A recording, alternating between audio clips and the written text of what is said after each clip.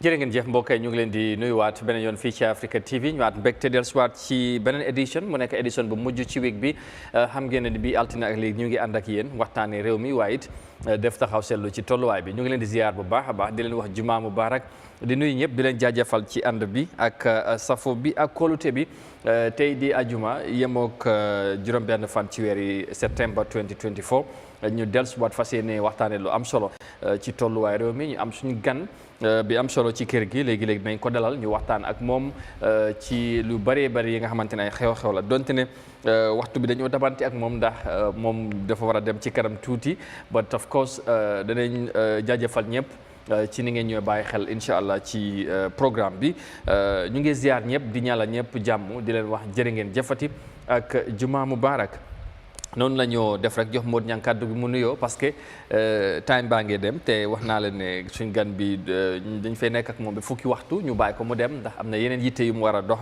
waaye tamit am na bàyyi na yeneen yitte pour ñëw waxtaan ak Gambian si su ko defee loolu danañ ci profité rek jël time bi waxtaan ak moom ci loolu Modou Niang nuyu naa la noo def. alhamdulilah amul maa ngi la nuyu di la ziar di la wax jumaa mubarak di nuyu képp ku nga xam ne jamono ji yaa ngi jàkkaarloog ay Eyeafrica TV di seetaan seen programme Good Morning Africa ñu ngi laa nuyu di leen ñaanal jàmm di ko sàkku si ñoom di wax ñëpp jumaa mubarak comme noo ko waxee rek ñu fi am gan bu am solo koo xam ne waxtaanam askan bi dañ ko soxla te li ñu am ak moom time bariwul moo tax ñu bëgg a profité rek waxtaan ak moom tuuti rek su ko defee ba beneen yoon dina gën a yaatu incha allah waaw ndax dinañ fexeet mu ñëwaat beneen yoon boobu moom danañ am enough time pour mun a waxtaan yu bëree bëri tey suñ gan ci jotaay jile di honorable Madi Cissé nekk National Assembly member bu Serekunda West Constituency bokk tamit ci parti bi di United Democratic Party moom lañ fi am tey ñu war a waxtaanee ci yu bëri amoon nañ yeneen ak yu bëree bëri ba dinañ ko limite rek tey kon niñ ko waxee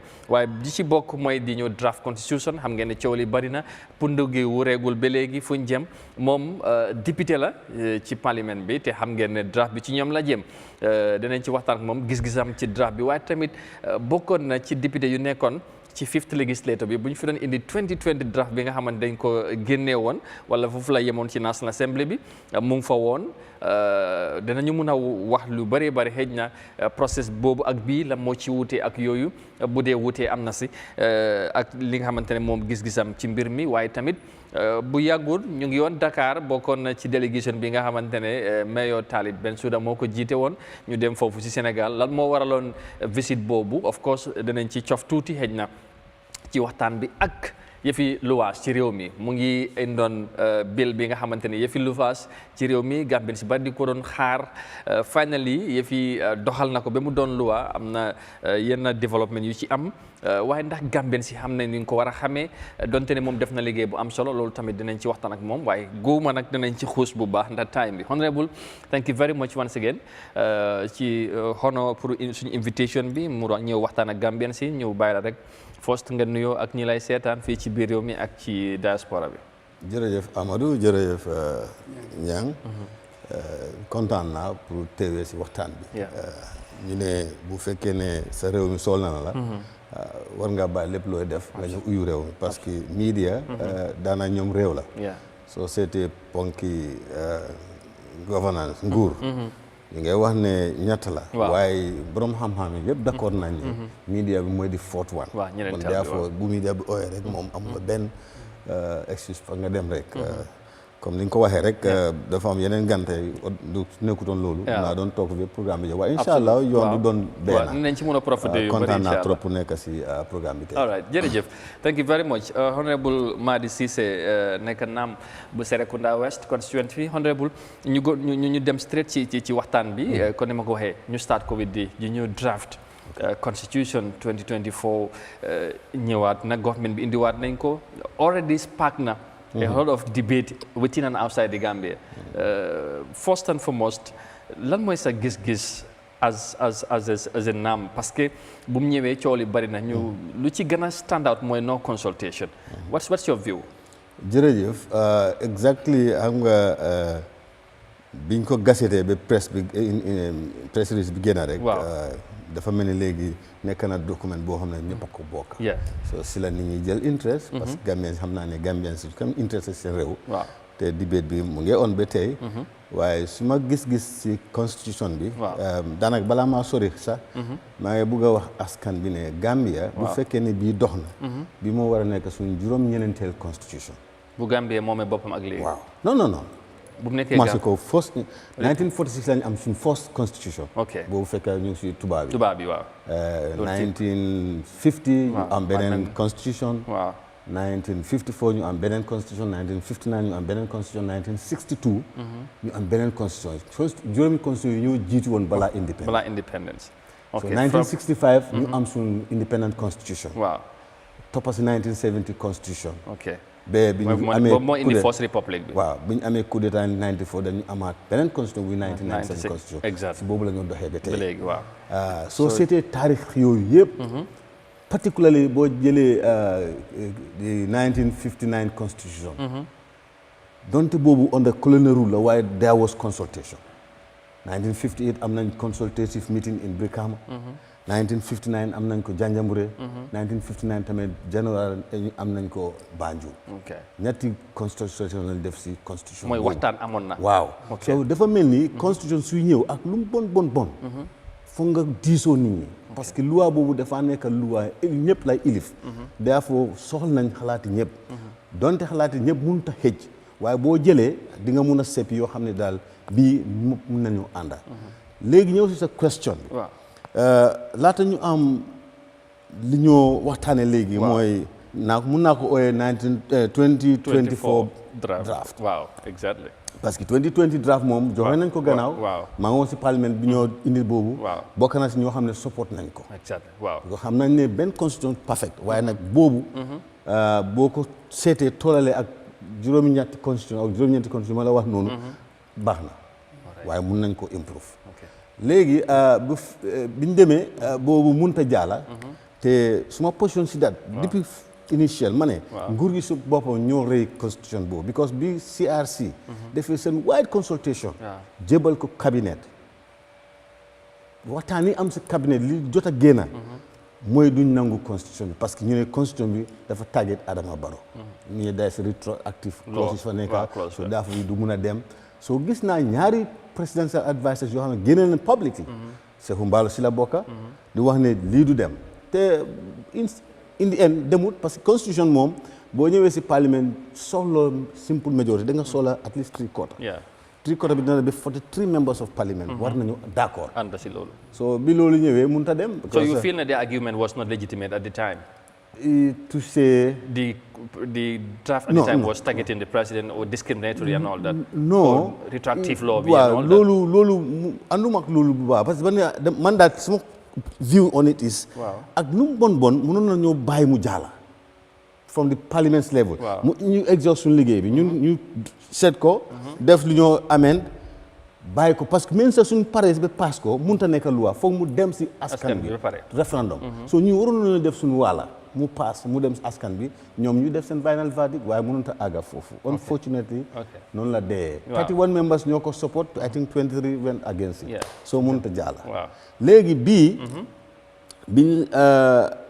bi nguur gi setee xaw ma naka lañ àggee si 2024 draft bi waaye xamoon naa ne amoon nañ few consultations yoo xam ne loolu is not content loolu dañoo seet naka la ñoo d'accord parce que bale am na position yoo xam ne jël nañ ko so am na ñu jóg seet ndax mun nañoo waxtaanee suñu biir ñu mun a d'accord the last one bi ma attend mooy Sadauda Conference Hall Goodluck Jonathan moo ko doon chair with some members of ECOWAS ñu ne ñu waxtaan li génn si waxtaan boobu mooy term limit ndax bu ñëwee bii war naa Adama Barrow bii war naa bokk si taamam bi so waaye from the corridors between ñi nga xam ne ñoo opposition ak nguur gi ñi ànd ak Adama Barrow that day man I was convinced ne li dina jàll te duñ ko tampa parce que ñoon dañoo already moom am na 10 years buñ ngajee dafa am 15 years so what else does he want so man loolu daf ma convinced ne bon mun nañu am juboo waaye unfortunately bi cabinet bi toog liñ def si draft boobu dafa jéggi daayoo so yow da nga feel ne ak lu nit ñi ñu bari dañ jàpp ne consultation amut but as far as you are concerned consultation am na somehow te maybe nanguto yu am ci discussion yooyu dañ ko defut ci draft bi ñoom dañ seet lu leen fee boo ñu dugal fa wala naka. non consultation boobu. du lan war a duga lan war a génn. déedéet du loolu. consultation was just to see ndax dinañ am consensus. consensus pour waxtaan. waxtaan ndax mun nañoo d'accord waaye du ne di content la. war nañoo génn lii war nañoo dugalee du loolu. I can tell you that boobu moom man fekke naa benn consultation boo xam ne ñun député yi kese. ak Jonathan Good ak ECOWAS Parliament and EU and others am nañ meeting si other conference halls said ndax mun nañoo am consensus so man consultation ma la wax is about consensus waaye not about the content. so loolu ak lu ministre bi lu wax du déglu nga ministre bi lu mu wax ci press conference bi. waaw loolu consultation loolu yooyu yu mel noonu lay wax ne moo am wala moom da nga feel ne lu comme ñeneen ñi wax ne dafa mislead the public. dafa mislead. parce que moom loolu la jël ko as wide consultation te ñëpp xam nañ ne CRC consultation bi ñu def si 2020 draft ñoom defuñ ko ñoom seen consultation was to build a consensus. léegi jël nañ 2020 draft waaye bucca nañ ko te ñun liñ foog ne loolu moo war balaa ñu koo gaset ñu open ko to public criticism ne lii lañ bëgg a forward people's idea debate bii am nii dina doon am. then from there foog naa si suma xalaat. would have been better. waaye ñu toog rek def li ñu bugg a ñoom less than 20 nit te they are all highly educated people. suñu cabinet bi kenn du wax ne amuñ xam-xam. they are highly intelligent because they are all degree holders. They are experts in their areas. ministre boo laa rek xam ne moom expert la si area am.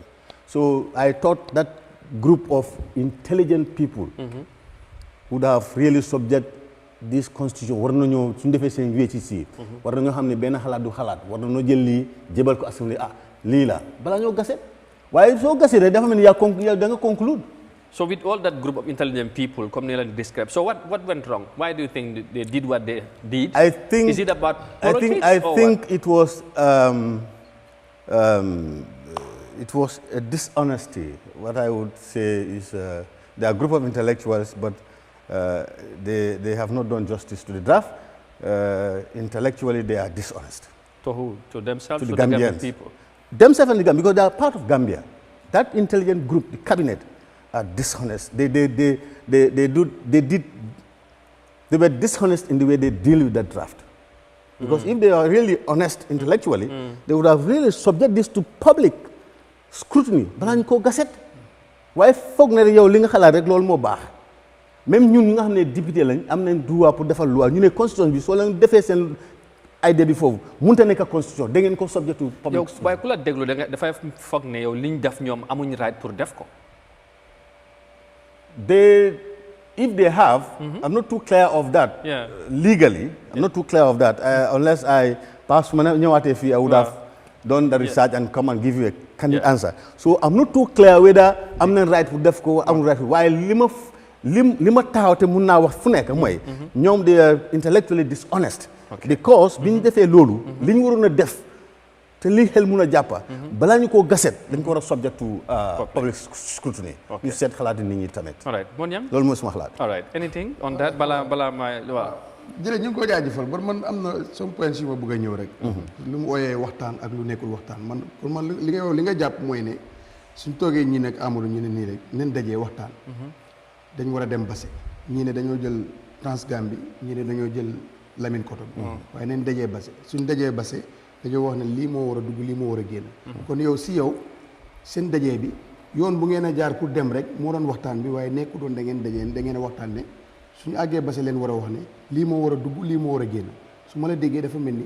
yoon bu leen doon yóbbu Basse loolu ngeen doon waxtaanee mun ngeen jël ne ku jaar Transgambie di nga àgg Basse wala North Bank la ñu daal ku jël bële bi waaye suñu àggee Basse la ñoo door a segg ne lii mooy dugg lii mooy génn kon yéen àggu leen de foofu su ma déggee sa wax bi dafa mel ni sa analyse bi is perfect noonu la loolu rek la because consultation boobu is just consensus building CRC dañ def consultation boo xam ne de consultative la ba pare points yi they take the points and put them in the constitution ñun suñ boss was consensus building comme li nga wax rek I think that's the best analysis. all right su fa jógee itam ndax tam mbiri lu ñëpp bokk ndax nguur gi itam jël ay parti leader rek leen war a jël rek dem waxtaan ak ñoom si mbiri ni ñoo doxalee constitution ndax loolu def ci doy gos loo xam ne ni 3 millions la war a élif nga dem rek di tànn ay nit di si tëjoo ñoom di waxtaan ak ñoom nuñ tëjoo waxtaane ko génn ndax noonu la waroon de du dem comme nu ko gars yi doon defee dem si pénc yi dem si bantaba waxtaan askan donte leen lu ñu agri yëpp nit ñi yëpp mënu see nekk waaye foog la tam noonu la waroon a demee comme dafa mel ñoom dañ dugg xalwa rek togg seen togg rek yàkkal ko nit ñi donte lee bu leen ko yoon mayee sax waaye am na lu nga xam ne tam su la ko yoon mayee sax xel waru ko mën a nangu noo gisee loolu yow tam. foog naa to some extent li ñu def noonu. ayut. parce que draft bi ñëw na. mënut a jaala. ñu toog ñu si lii de ñëw na waaye mënut a jaala. lu tax jaalut lii ak lii la. foog nga ne ñan ñooy solution to that député yi they are important. Party leaders also they are stakeholders. léegi nañ dajalee party leaders yi parce que party leader bu nekk ñu bëri si ñoom am nañ député yi si biir parlement bi. te léegi-léeg parti si dañ dee déggoo ak seen député yi. waaw that's a fact. loolu kenn foo ko mën a weddi so dama fa ne lii is a strategy. nañ dajale all the party leaders together. ñu build consensus. lii moo taxoon de demul loolu leen foog mun nañoo def am na yoo xam ne moom mën na ko si ministre wax na mu ne si seen Abuja meeting am na fuñ xam ne d'accord dañ waaye am na areas yoo xam ne d'accord so da ngaa gis ne ñoom seen meeting bi yëpp is consensus building waaye not to touch the constitution as they did ba pare ñoom li ñu ko def dafa ëpp ok ñoom comme lu bëri dañ wax ne ministre mu ngi wax ne ci 2020 draft bi moo nekk di continue moom lañ yóbbu di dem but ñoom cabinet rek moo tëju wala dañ amoon ñoom tam seen on lawyer yi leen tabaxal génneel ak dugal ba pare cabinet bi door a dem ñoom ñi gazette door a yóbbul nit ñi wala boobu ñii cabinet rek la because bi mu génnee even si cassette bi same thing gazette bi cabinet moo ko gazette gun gi moo ko gazette kon cabinet moo dugal moo génnee moo dugal ñoo génnee te ñoom less than 20 nii la loolu tax ma ne te ñoom ñëpp borom xam-xam lañ they were just intellectually dishonest to the Gambian people waaye ñoom ñëpp borom xam-xam lañ kenn du weddi loolu so man dama foogoo ne kaliba ñu fa nekka definitely seen xel bi war naa ëpp ñu jël rek bucca di draft bi boo xam ne boobu almost doo war ne every day dem nañ fa siyaasi dem waaye nag amul benn district boo xam ne siyaasi demul fa so def ne soo jëlee consultation real consultation ñun lii leen bëgg ñii lii leen bëgg amul nañ time sax there were some issues around this secularity waaw bi ñu génnee seen first draft bi submit ko comme ñoom dañ submit seen first draft bi public ñu scrutinise ko they went over those people and they have a consensus man dama foog ne su fekkee ne nguur gi really dëgg bëgg nañ lii jàlla liñ def ni duñ ko def man bi ma ko gis at first ma ne well bu fekkee ne dañ ko tàmpa tuuti rek because d'accord moom soo war a d'accord a nit yow nga taaf fi ma taaf fi nga téye fi yow da ngaa bàyyi tuuti ma bàyyi tuuti ñu mun a daje ma si lan si xalaat ma ne su fekkee loolu lañ ko defee war nañoo mun a d'accord parce que yow doo wax ne fi nga taxaw rek foofu ngay taxaw kii ne fu nga kon duñ jaala da ngaa bàyyi kii bàyyi waaye nag ñoom ñu dem liñ fa def is more than that dafa foog nga ne tam ñi leen war a tabaxee waaw yoon wala téere bu war a gunge réew di si xool group interest or personal interest and secondly fan nga gis élégi 2024 draft understand sa first question ndax lii la ñëw téere bu nga xam ne mooy tënk réew doxalinam ak nu muy yoonal ndax nii nga foog ne leen ko war a tabaxee few people wala lu feebo ay groupe wala lu feebo nit ndax askan bi leen war a xool seen bugg a warta demee noonu askan bi lañ war a seet because constitution dafa ute yeneen acts constitution moom mooy di fundamental law of the country gis nga lu woy yëpp liñ am si réew mi ñoom ñëpp dañoo jël seen source from the constitution loolu du liggéey loolu moo tax sax ñu ngi wax ne soo ko change da nga need 3/4 of the parliament because of ni mu amee solo soo jël few nit rek toog decide li ngeen génne li ngeen dugal without subjecting to the public scrutiny is not fair léegi 2024 draft 2024 draft ni ma ko gisee du jaala ba dafa nekk dem si yàlla already honorable def na conclusion ni ma ko gisee du jaala already ni ma ko gisee du jaala because I am personally I am of the view ne niñ ko tampé is too much so I cannot accept bu fekkee ne dafa am lu ñu laal tuuti ka fi ma waxoon si njëkk bi give and take la your reaction to this ne du jàlla does it have to do with your party's position ñu bari nañ ko gisee ne UDP dañ ne even ne close even ne luñ génnee ci 2020 draft lu mu mun a ndaw bu ñu ko indee ñoom dañ ko block so loolu that position moo tax nga feel ne kon def nañ those changes yi nga feel ne dañ ko butcher so obviously there's no chance of this draft pour mu pass. not necessarily dama wax suma position party bi parce que man awma doole boobu. waaw du ma wax on behalf of my party. fii li may wax yëpp. waaw as a member of United Democratic Party. as a member of National Assembly. waaye I'm not speaking for the party bi mënuma am. waaw te must ñuy wax tamit xëy na noonu lañ ko gisee ñu ba dem fii ne lii moom dina jafe pour mu jàll so is it surprising or not ci réaction bi nga gis civil society activist political parties ñëpp jël position jàpp ne li nguur gi def is ñu bari ànduñ ci ak yooyu but equally international ECOWAS they welcomed the government's move to bring back this constitution so loolu yëpp tey lan nga feel ne what's your view on all this is it surprising or not.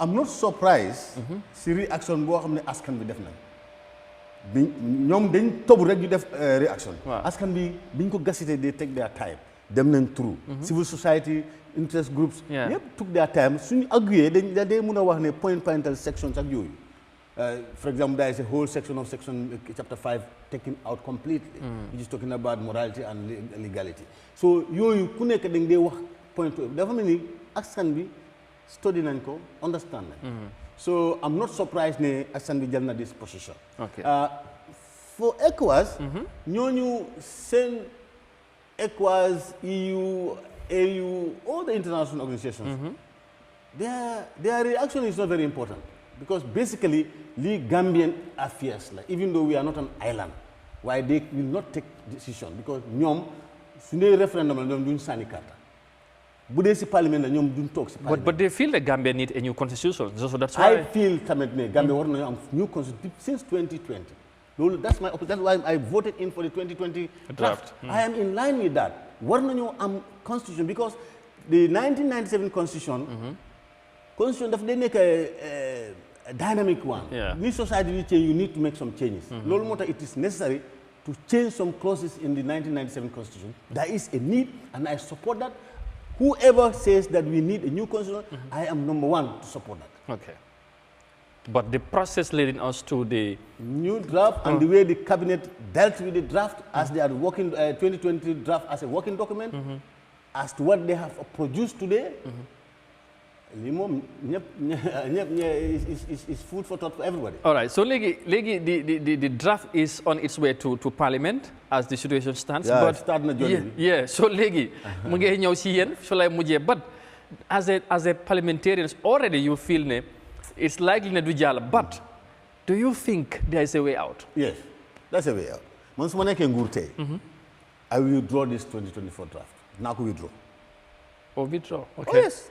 And do what next? I will withdraw it after listening to all the complaints, all the inputs about Gambians.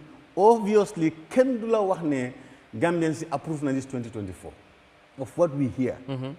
Not tangibly, in translating that to votes, but the opinions liñ dégga bi mu génnee ak léegi kenn du am doubt ne Gambians bëgguñ lii dafa mel ni Gambians bëgguñ 2024 so therefore man su dee man nguur la te nguur is for the people by the people dinaa withdraw lii man déggul naa askan bi liñ def àndut ak loolu ñu def liñ bugga lu askan bi bugga bring the 2020 draft 2020 draft nguur gi moo ko dañ ko yóbbuwoon si National Assembly nguur gi bañ ko so this time tam ñoom ñoo am majority si National Assembly ñoom indi neen seen on 2024 draft yóbbu ko so fan la taxu nga fonne du jàll te ñoom ñu ngi am majority si National Assembly because loi bi is constitution it's not an ordinary act. Yes. Today is an ordinary act, is simple majority. While Lee is telling you clearly. So naka la moo demee si National Assembly pour mu gën a leer ñi askan you need 43 members. bu dee nguur kese la. amuñ 43 members in the parliament. kon yow foofu nga bés ne du jàll. not even I'm sure even some of them li day xew rek gis nañu nguur. comme political influence def de mu ngi si suñu parliament bi. some of them. they will not vote for this. ok waaye duñ vote openly. li ñoo def rek dañoo def pexe ñu absent. really? bés bi su jotee. waaw képp koo xam ne on the side of government nga gis ne is absent xamal ne kooku did not support this bill. Gannaaw vote bi du dee nekk voting secret. déedéet open na da ngay show of because hand la the yes comme ni ko show of hand la even apart from we have electoral voting boo xam ne da ngaa toj rek yes or no waaye even there man su ma laalee no or yes dañoo xam ne waaw it will be reflected so it is obligatory on the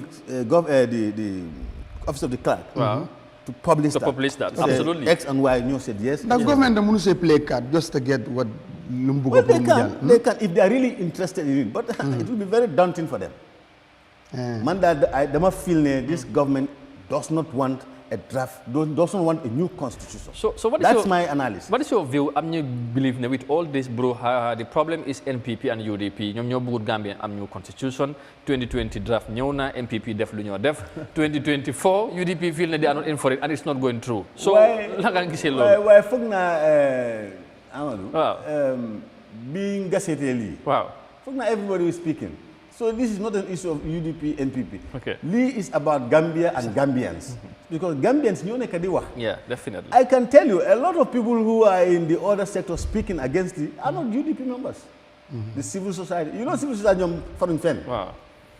So, and they have made themselves very clear. I have read the press release from the civil society in Tango. You know, really disagreeing with most things that the minister have said about this consultation. Yeah. Yes. All right. xam naa ne danañ jeexal ak affaire draft yi ñu move on ci leneen and yeah maybe final one on this one honorable of course like I said the draft is on its way to the National Assembly so yeneen koo xaar su ñëwee already xam naa ne ñu bari ñu wax ne honorable moom wane na position am ci mbir mi dafa mel ni likely ne moom du ko support so at your own party level yéen parliamentarians do you discuss about this already with if the situation remains as it is it's a no thing for you. Well, at party level, as a caucus, we didn't need to take a position. Okay. Because it's too early to take a position. Yeah, because like in December. Parce que yow li nga foog ne baan xëj na boo déglu for exemple man su ma toog ma foog ne lii baax na xëj na su ma déglu ñang dégul la mun naa jël suma position ma ne déedéet foog naa ne so fu nekk nii as a party jëluñ position as a caucus members of parliament we have not taken any position ñu ngay déglu comments and we are taking every interest in every clause said about people talk about it law was a constitution personally I have personal interest I take note of every pro and pros and cons of the constitutional clauses that is before us, or that is yet to be before us. Okay, and maybe finally, of course, do you feel there's any chance we am a new constitution before 2026 elections, or we are going again with 1997? Well, or with 1997? Su fekkee ne am nañ a serious government, comme ni ma ko waxee rek, fu mu nekk nii government is representing people. Do you feel we have one? I said su fekkee ne am nañ a serious government. Waaw. Xam nga waxoon naa ko fii si gannaaw ne. ñoom def nañ li ñu def consulting subjecting seen draft bi to scrutiny biñ conclure dañ def fi ne ñoom li ñu wax rek loolu moo correct ñu gaset ko léegi biñ ko gasetee ñu gis réaction bi. xëy na su fekkee ne dañ ko njëkk a release draft before gasetting. Waaw. ñu get réaction bi xëy na mun nañu accommoder some of those reactions ñu génnee ko gaset ko. Boba, it will be a way out. The fact that loolu amut léegi man foog na the only way out comme li ma waxoon rek nañ withdraw this gazetted one the 2024 I don't want to call it names I'm not others are calling it names I don't want it to call it names I'll say just say 2024 draft nañ ko withdraw ñu seetaat ko we go back to drawing room so we have a chance. And do you think this government although the window is getting closer and closer because there's a constitutional clause boo xam ne doo mun a am major constitutional changes if an election is around and 2026 is not far so whatever the government is doing if they are really interested in Gambia having a new constitution they should go back to drawing. And do you think government might give it a chance to withdraw it? I doubt it. Lolo money. I said if we have a listing government, for example, so Fataleko in Kenya, there was a big riot, and then the government was bold enough to come back. And say, okay, we finished the people. We have withdrawn this. And do what they are going to do. We have also seen that when the government wanted to bring this judiciary bill and the parliamentary remuneration thing, and there was a reaction, they hold it. They did not withdraw it. They just hold it. What they are going to do with it next, we don't know. Because for us, it is not our business. It's their bill. Yeah. So they hold it. It was in the program, they hold it. So I think if they are really serious and listen to the people, they should just withdraw this and take the criticism in good faith and quickly either bring the 2020 or subject this to the public, accommodate the criticism, and then gazette it again. All right. That's the views of Honorable National Assembly Member for Serekunda West Constituency, Honorable Madi Sise. He's our guest today. Of course, we have limited time with him. He should be leaving almost about 10 minutes time. And that's why then you want to rush on to other issues. Legitime new baiko, and then maybe draft break doing a topic of discussion. Yes, because, yes. you know, we would have discussed a lot into the draft, especially mom concerns yim am na yenn yim wax, but am na yenen yi nga xamantene waxagut ko. But moving on, recently you were part of a delegation headed by the mayor of KMC, Talib, ngeen dem Senegal for a visit. La moo nekkoon the purpose of the visit? Yaa ngi fa woon ak def ngeen engagement, especially with Pastef and all that, you know, so lan moo taxoon ngeen I can tell you soon dem Senegal was very successful and effective. Wow. Amadou, every serious opposition is a government in waiting. Yeah. Every serious opposition. Yeah. Ñun, we are a very serious opposition since 1996. So then feel as a government waiting, we need to close ties with Senegal. They are our immediate neighbor. And, but the main purpose was to link the region of Parcel. Yeah. And KMC. The mayor of Parcel, Jamil Sane, was is a key member of Pastef, number 3 or number 4 in Pastef party. And you all know Pastef and UDP were all oppositions before. Now their status have changed. They are now in power. Indeed. So they are no longer opposition. We are opposition. So, but then the relationship is there still.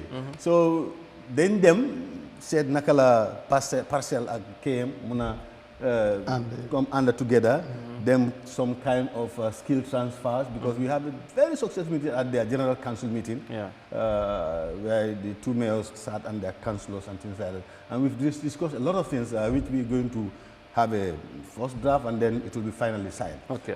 Beside that, since we are in Senegal, we also then opportunity be gonna cement ties between the United Democratic Party and Pastef as a party. Okay. So we meet, because in the delegation we have 3 members of parliament, that is member of Bakau and member for Latikuna and myself, and councillors. So we have meetings in their parliament with our Pastef counterparts in the Senegalese parliament to discuss how we can work together. So in a bit to distinguish, was the trip about UDP, Pastef, or KMC as a council with Parcel?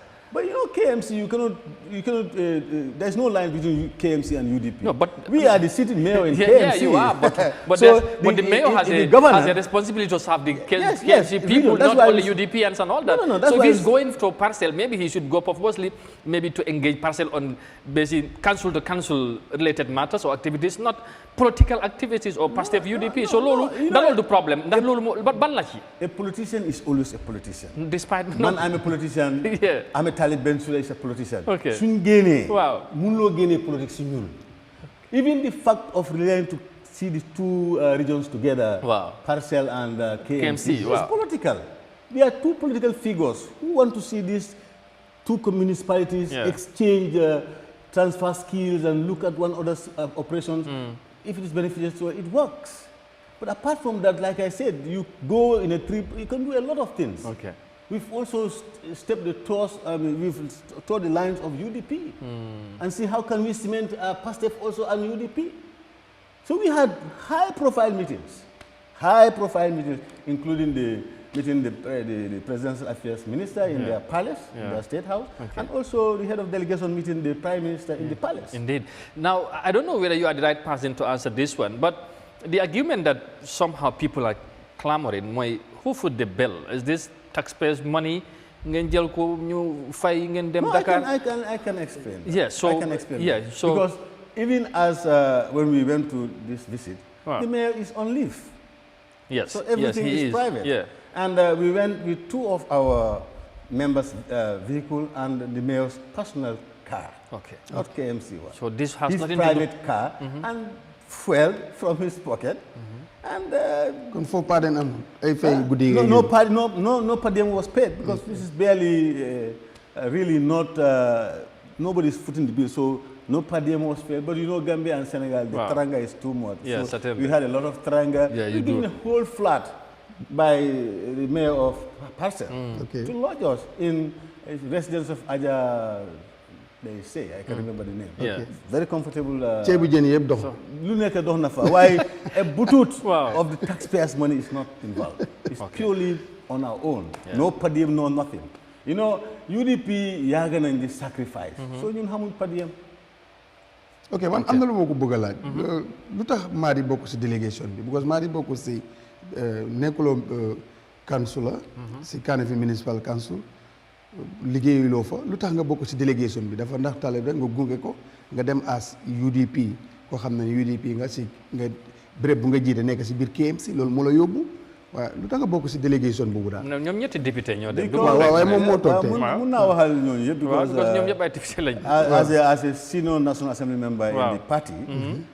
And also resident of KM. So bi Talib foogee ne dafa bugg a dem mu link Parcel and KM.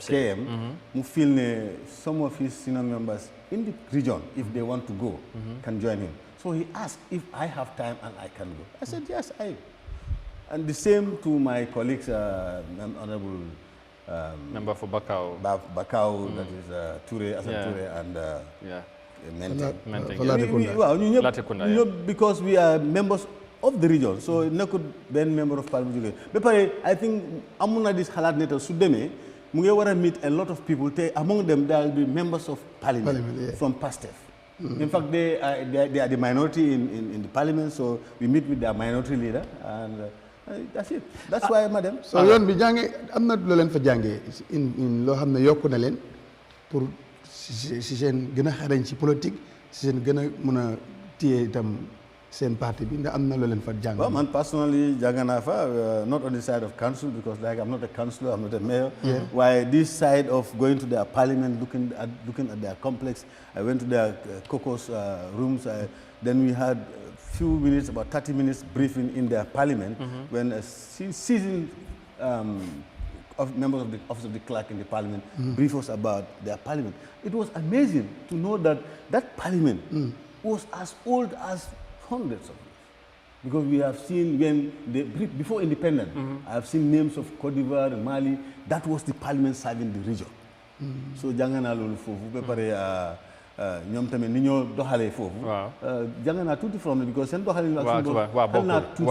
different even their sitting arrangement was not according to ñun sun sitting arrangement is according to parties. Yeah, indeed. So loolu moo tax xeex bi def day yomba foofu parce que yow mu ngaa nekk opposition ba ñëw toog sa boor because ñoom free sitting la ñam man bu ñu amee loolu fii dafay yomba tamit nga because waaw dina yomb because ñun soo doon man suma table bi suma tag moo fa nekk Serekunda West so yow soo nekk Serekunda West doo toog foofu waaye ñoom they don't have that so I think some of these things ideas loo xam ne mën nañ ko yóbbul feneen fu dul fi ñu jógee like man mën naa toog resume, I will have a chat with the clerk. I will tell him some of the experience about their parliament. So whether it's going to be taken or not, but all right, maybe finally because already 10 jot na mom lool moko yobol ci tribi but not ne dafa nek ay talib kam ak yu non fofu la bëgg na ñëw yang ma bëgg non amuñ kam sa non honorable haral amuñ demal honorable haral yéen bul answer question bi ñëwagut am na no exactly because kam bu ñëw wax mooy dem bi fu mu nekk nii recently gis nga of course yëngu bi am seen parti bi about the flags bearer issue is it Talib a potential candidate wala UDP Ousainou Darboe again moom mooy dem so you have seen the rambling maybe if that's the right word within your party about this so ñu feel ne Talib dafa jël ñi nga xamante they are in his camp support nañ that agenda of he may stand or seek for that flag bearer thing ngeen support ko in that cause does your visit have any link to that ndax kam yéen da ngeen support Talib because of this that moo tax mu ngeen dem ak moom ci trip boobu because am na ñu even some of ñu bokk ci seen parti bi am nañu ko gisee noonu di ko binda di ko wax especially on the social media thing so I don't know. Well li ma la bëgg a wax in the first place. waaw United Democratic Party has no camp. everybody is a potential flag bearer. I am a potential flag bearer. It is my right to time jotna. Lead the party. That's a process. I only need to write to the committee. Yeah, but nobody's talking about the process. No, Honorable, can wahut ne Hamadi, wahut ne Yahya maintain. Everybody's talking about Talib. I will come to Talib. Everybody is a potential flag bearer in United Democratic Party, including me. So it's not a question of camp. We've been existing deep in 1996. Every time, election then they tell us some candidates, whether it's councillors, mayors, presidents, then they some process they very transparent. I will take you back to KMC, 2018, Binyon Tana Talib. I'm naming 9 candidates within the party, so you can refer to them as camp if you want. And they were all, we were divided among all of them. Couldn't support a candidate before the selection. When they made selection, the process we new process be them through Talib emerged as the candidate. All the others support, except 2 who were originally not. That is Papa and the others. When they make West Coast, more tough load. We have 12 applicants, all within the party. New Tana. Bu fekkee ne dem na ba 2026 election bi jotee suñ amee even 6 applicants ñëpp campaign I want to be a flag bearer. That's not a problem. That's not a camp. It will go through the process and the party will settle it. Yeah, but you know that's just a formality. So in case Dabo wants to stand, nobody can believe ne. No, it's gonna be just a party, whatever normal thing. But bu fekkee Dabo soxla na moom ci parti bi ku bëgg da nga ñàkk. But in this time, them feel ne Talib has that potential ne win na KMC with lim def. KMC in this election, if in Dabo at national election, I'm that number so. I'm in West Coast. Wow. 77,000 votes. Yeah. So if you go base, see lim am. Talib has 50-something thousand. Yeah. Yankuba has 77,000. Yeah. So it's not matter of Nyatla against region B. So if Talib is interested, Yankuba is interested, Mahdi is interested, Dabo is interested. Our party is capable of taking care of it. You saw? We have done it in 96 to date. All the elective positions. But it has never got to this level as it has happened this time. Capable is a very United Democratic Party, definitely party mature. Yeah. Is capable of handling any crisis. This party will not crash. This party will learn. No, party will do crash, it will learn safely in 2026, inshallah. So are you not worried also about what Li Heoni? No, me, since I'm in United Democratic Party in 1996. Wow. So gisna lu bari. Xamna the capability of the United Democratic Party. Xamna sun structures. I'm not scared. Let everybody who wants to lead our party, let's go on, let them follow the process. The committee will be there, the selection will go through, and they will come with one candidate, and any other opponent will come and join the winner of the. But I'm not telling you, comme ni génn bi tam ngi xaw bari. Recently am na ku génn ñoom sa wét ne it's not their executive member something like. But UDP la woon. It's the support. So ndax loolu foogoo la ne fii ak 2026. expect ngeen si lu bari ndax loolu tam mun leen a soral. Xam nga political party dañ dee dunda si nit ñi te nit ñi tamit dañoo seet tey fii elect fële. Talking about Ramsey was PPP. Okay. Léegi bi ñu demee si the coalition mu ànda with Aïssatou Touré as independent. He was in the camp of Aïssatou. Former vice based president. on that, she was appointed as an ambassador. Based on because all parties have that. Then bi ñu demee ba ñu yàgga mu bàyyi Aïssatou mu ñëw UDP. So su bàyyee UDP tamit dem NPP. That's okay. That's normal. That's normal. Waaye nag xam naa ne loolu moom bari na du UDP rek parti yu nekk recently gis nañ Jimara whole chairperson resign dem GDC gars yi mer dem jël seen motorcycle si loo xam gars yi delloo ko bu ñëwaan politique moo mel noonu. ok politique moo mel noonu. ba loolu du problème. déedéet loolu mooy normal. ba ñi nga wax ne ñu ngi expect nañ seen kii living dem NPP yooyu. man naa xam naa ne. ak ku munta dem. waaw te yooyu doo si bokk. non ak ku munta dem. United Democratic Party. su neexee yàlla. will land safely in 2026. all right, talking about that because time bi dañ la bàyyi nga dem we didn't want to keep you long it's already 5 minutes after 10 so dañ la war a bàyyi nga dem so finally ñu am that okay UDP as a party fu mu nekk ni ñoom seen biir ñoo nekk di xëccoo so what would you advise those that are talking within the party and maybe taking position already ne saying others are there's a group working on to undermine Dabo dañ bëgg a 2026 ak lu mun taxew Dabo moom du taxaw am ñu taxaw ne ak lu mun taxew UDP ñooy decide as to who will be their flag bearer so what's your if advice or what would you say to that finally balaa ñu la bàyyi nga dem li ma wax militants yi ne waaw nañ bàyyi ku bugg a nekk flag bearer of United Democratic Party 2026 nañ leen bàyyi ñu def seen campaign freely because we believe in democracy xam nañ ne we have a process yow su fekkee da nga am interest be a flag bearer do your campaign among the members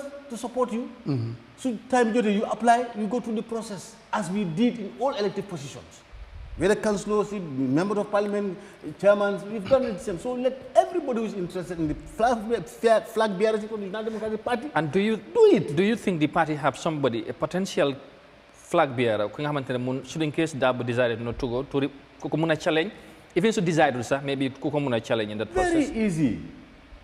Running to the 2016 elections, Dabo and the entire executive were locked up for 8 months. Was it 8 months? 8 months. Yeah. They were supposed to be the leader there. Does that kill the UDP? No. In fact, no more you get out of power and strong. Binti Dabo, Yamseka was like, no, is this the same Yamseka Maham? No. You tell the leadership of the party. The process then when you turn Adama, make a flag bearer. It was easy. So even if at the last minute Dabo decided not to contest, the party is far bigger than Dabo. And we have so many potential candidates, including myself, I said. So everyone is a potential candidate. So it will not be surprising if you instead decided to come forward, I want to be a candidate. No, who will not be surprised? I say that should not be a surprise because you because you could be one. We don't believe in democracy. You don't never believe in democracy. So Kubuga make a flag bearer, do your campaign. This two-time duty, the party is capable of really handling the applicants, go through the process, finally. And do you think this time Dabo should come forward or not? What's your view on that? Because others are saying he should now give the young ones a chance. Well, if I am to advise him, I'll advise him to go in for it. 2026. He's able, he's fine, he's been in the issue for a long time, very experienced. Go anywhere in the Gambia, talk about Dabo, who will not know him. But talk about Madison Wells, will they know me? So if I'm to advise, I say Dabo should go. 2026. That was no advice, yes. Thank you very much. We can go beyond this. We got to allow him to go. Honorable Madi Cissé ñu ngi ko gërëmaat bu baax moom moo nekkoon suñu gan tey ci Good Morning Africa programme waroon nañu wax ci yëfi luwaas bi parce que indi na loi bu am solo pour loolu léegi loi am na but time bi duñu ko may because dafa war a dem foog ñu respect loolu. wax naa ko nekk brief naa ko. waaw moom su ma yoon 5 minutes rek. exactly waaw ok may naa la 5 minutes. waaw demal kon aja mu ne waaw mbiri luwaas bi dafa yóbboon bil bu am solo. askan bi doon ko aar.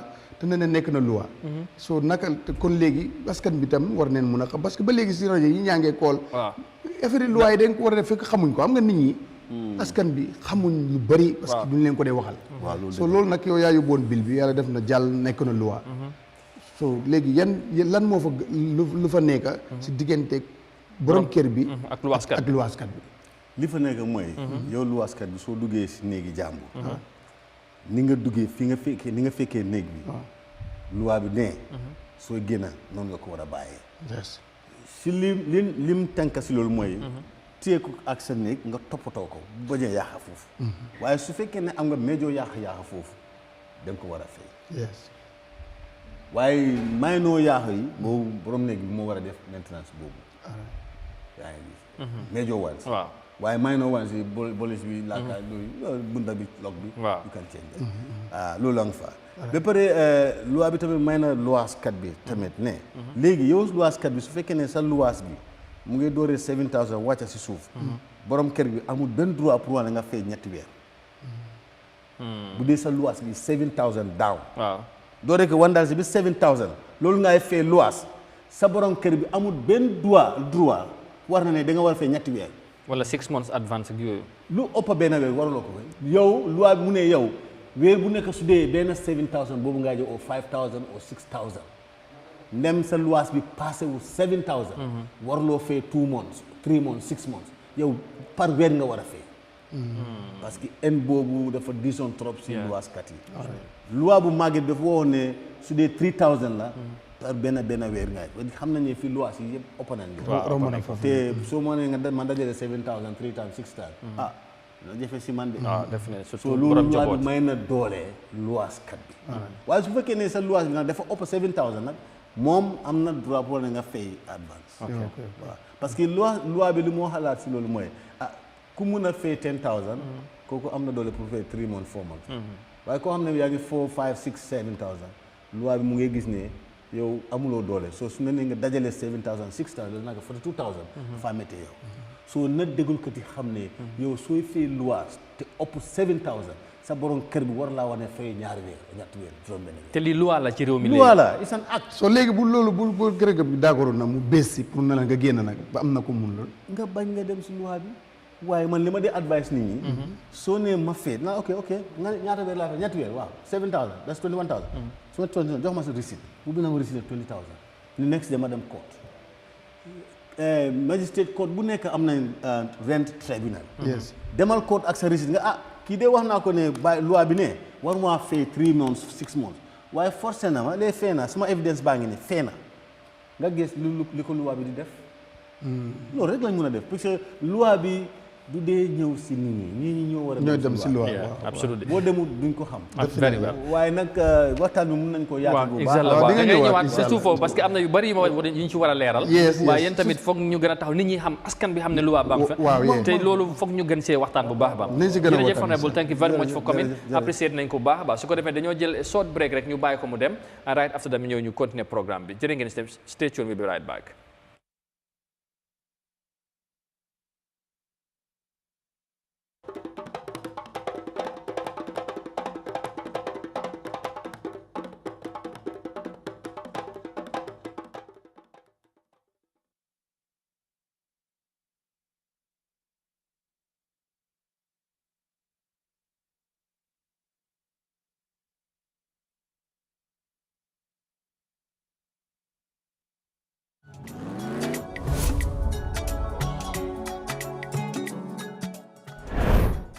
bandiraɓe ha joni min non calmina andintinam min gaddani on lawol kesol wiyetegol batum hadim highway ngol lawol ko kilométre ji 22 ngol lawol ngol arde ko wiyete ko double carriage way ɗum rek ngol dari pour ngol webna jekkotiral e nder leydi Gambia.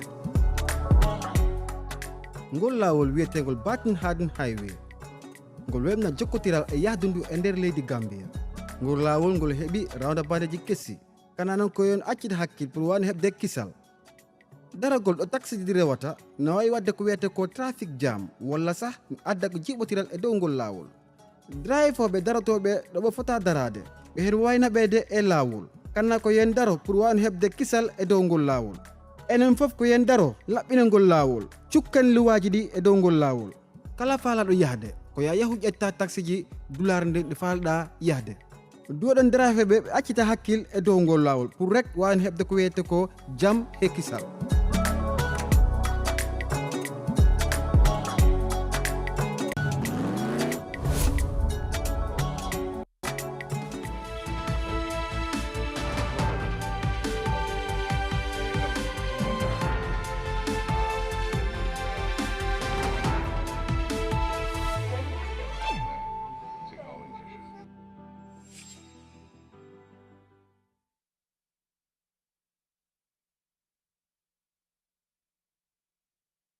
all right welcome back su ko defee ñu gërëmaat leen bu baax a baax ci ànd bi safo bi ak kóolute bi su ko defee di gërëm ñëpp di jaajëfal ñëpp ñi nga xamante ne ñu ngi ànd ak ñun jamono ji yéen a ngi ànd ak Eyeafrica TV seen programme bi di Good Morning Africa programme bi nga xamante ne moom mujj ci week bi gërëm leen bu baax suñu gan gi honorable Madi Cissé bu Serekunda West ñoo lañ fi amoon waxtaan nañ lu bari ci li nga xamante ne mooy ci réew mi waaye ñu ngi nekkoon point bu am solo surtout ci wàllum luwaas bi loolu nag dafa doon li nga xamante ne lu yitteel askan bi na te moom def na taxawaay boobu ba indiwaat loi bi ñu càmbaraat ko ba mu nekk loi bu méngoo ak ñu bari nuñ ko daanaka buggee ci réew mi xam naa mun ñang loolu danañ ci gën a ñëwaat incha allah. ñam moom su ñëwut sax danañ ci gën a mën a waxtaan bu baax parce que affaire luwaas moom issue la si réew mi issue la big time issue si réew mi xale yi suñ mënee ubbiwaale line si tamit jël few calls rek balaa gan mi di ñëw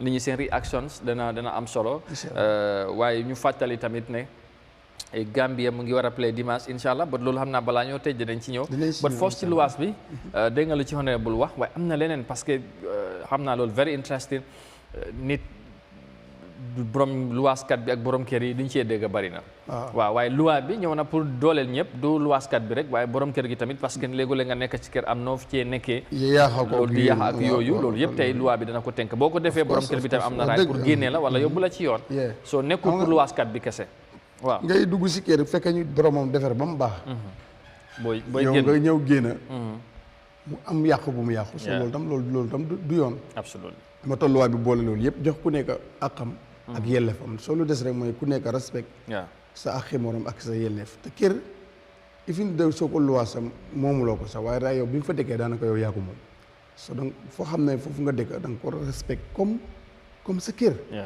so loolu tam dafa am solo because su yàqoo moom borom kër bi mais mu ngi këram mun na am sax yow borom kër bi néeg bi nga tëdd sax moo gën néegam so su ko defee loolu yow dafa baax ku nekk jox moromam cëram ak xam ak yelleefam respect ne lii yow yaa ko moom fekk balaa nga fay génnee keneen ko fa dugg mu moom ko noonu la war a demee waaye war loo dem tam si këri nit yaa ko bëgg a génne noonu loi bi di ko nangu koo si def right now mun ngaa am jafe-jafe lii nga xam ne mooy ki moom sa kër bi so bu ko defee tam yërmande tam mu daw fa understanding mu daw fa te xam ne loi bi si loi léegi soppeeku na donte le askan bi yu bëri xamuñ ko te bokk na si ñi ko yóbbu si National Assembly bi nga xam ne foofu la ñu dogalee dara pour mu nekk loi génnee fa dara dootu nekkati loi ñoom ñoo ko dogal te ki fi jógee léegi di Madi moom moo ko yóbboon bill bi naataango député mi yëpp support ko wax naa soo fa demee di nga gis i fi ñuy luwaas moom sax mu ngi wana yeneen këram yi nga xam ne daf ko nekk di luwaas soo moo tax loolu mu génn te am solo li si des mooy ne dafa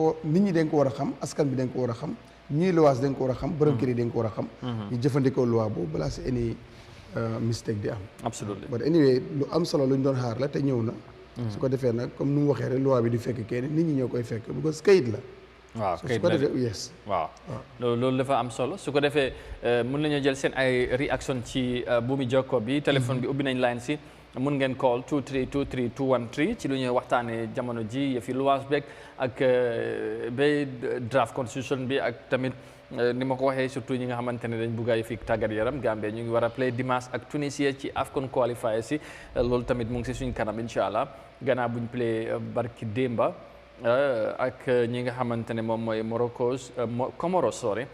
Comoros ñu draw ndam demut ndam dëkkut loolu tamit incha allah mu ngi si suñ kanam so mën nañoo jël seen ay réaction ku ne rek loo bëgg a react danañ ko welcome bu baax a baax so loi bi ñëw na dafa mel ni waaye Gambian si comme noo ko waxee niñ ko war a xamee wuñ ko te loolu dañ ko war a xam bu baax a baax te loolu laa bëggoon la ci honorable baay because of dafa war a no dem mooy ban taxawaay lañ fas yéene def ñoom ba ñu gën a wax sensitise Gambian si ñu xam ne am na loi bu fi yàggoon a nekk ci affaire luwaas waaye ñoom jël nañ moom taxaw na ci surtout ak ñeneen mu ànd ci ak ay naataangoom ñu taxaw ba ñu yeesalaat loi boobu mu méngoo ak jamono bi nga xamante ne si lañ ne luwaaskat bi ak borom kër bi jafe-jafe yu am seen diggante lu gën a ëpp ñu mën koo régler waaye surtout nag luwaaskat bi nga bugg a néeg ñoo da nga war a fay juróom benn weer ñetti weer balaa ngay dugg yooyu yëpp nee na loi bi nangootut ko ci réew mi ku ko def xamal ne yaa ngi ko def waaye loi daf ko tere ak yu mel noonu ak yeneen yi nga xamante ne xëy na ñu ngi ci biir li nga xamante ne tey askan bi war na koo xam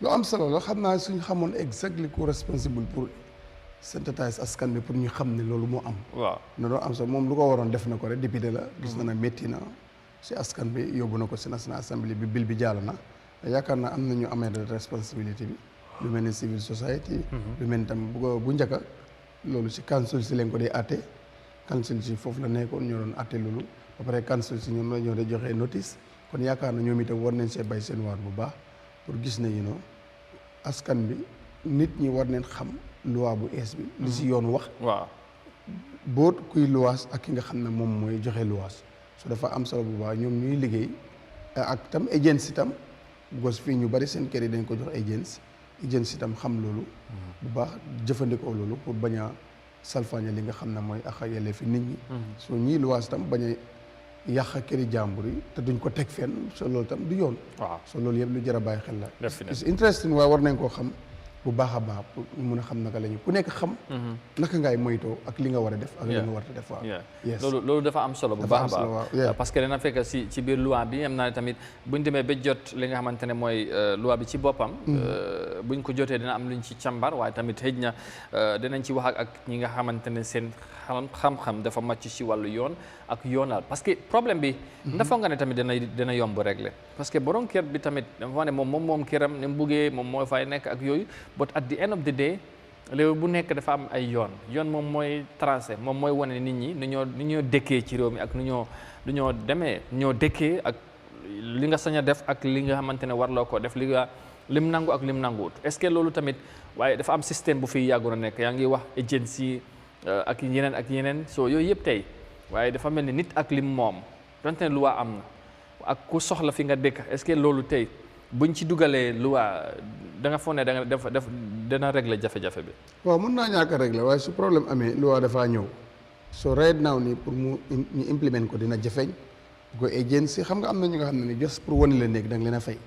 bugga nga ko bugguloo ko xam nga ki am néeg am jafe-jafe moment boobu loolu daf koy jaral mu del na borom mu ne 6 months ngay fay ou 3 months ngaa fay fekk sax si loi bi wax lu mu wax ni from 7,500 down la but kii jël te mun naa dem moment boobu bugga mun na ko pousser ba mu mun ko xam nga sooy uti mun ngaa dajale da ngay dem uti waaye soo fa dëkkee bu loolu jeexee xam nga pour nga fayaat loolu dafaa nekk problème foofu nag la problème di amee parce que kii mun naa nangu dem bu ko sa condition bu moo uti condition bu ko dal loolu moo ko inspire ba ñëw nangu lu nga xam ne ni sax ëllëg du ko mun but next léegi nag nga bugg a dem ak moom na loolu sarta la seen diggante yéen waaye si réew mi yoon nanguwul ko foofu la problème di amee gos da nga koy nangu da nga fay waaji la ko won ba pare nga dellu fayaat borom kër bi ba su jeexee mënuloo ko foofu la problème bi nekk moo tax ma laaj ko moo nekk borom kër bi ne mënuma loolu da ngaa génn gis naa ko mun loolu mun ngaa dajee tam ku leen a man sax mun naa fay woon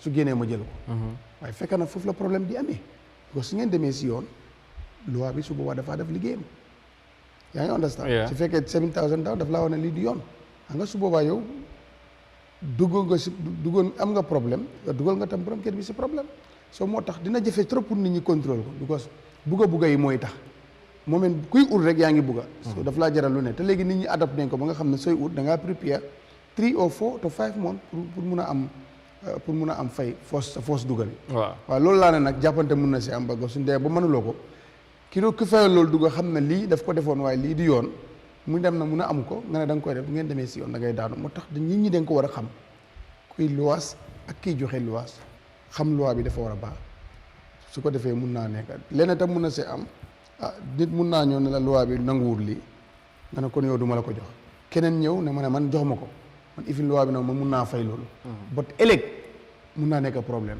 si yéen ñaar parce que bu demee ba si biir mënatut ko bu yees mun naa indi leneen mun naa indi wala mu dem ba si biir mu xam ne lii mënuma ko te yoon may na ma bañ ko so agreement yi bu njëkk ba teguwu fenn dafaa yàquwaat loolu yëpp mun na see indi problème te noonu la moo demee ba nit ñu understand ko du si ñàkk parce que fii soo buggee mooy loolu waaye li loi buñ indi pour askan bi la loi bu am ci réew pour nit ñi ñoo tax waaye nit ñi bu fekkee ne understand nuñ xamuñ ndax loi boobu tamit dana mujjee am njëriñ ak coono buñ ci def yëpp ak niñ ci taxaw parce que nit yaa ngi ko doon xaar nañu dimbale ci luwaas bi ak yooyu léegi boo ci laale rek réaction si ngay dégg def dee bëri but at the end of the day buñ demee tamit dañu indi loi bi but nuñ ko war a xamee wuñ ko kon loolu tamit problème la moo taxoon maa ngi ko wax ne bu fi nekkoon naa ko la ci ndax moom ok def na li mu war a def waaye léegi ndax foofu la war a yem parce que tey war nañ mën a initier mais bi at different pour ñu gën a sensitiser nit ñi parce que loi tamit bu fi nekkee nit ñi xamuñ ko even boo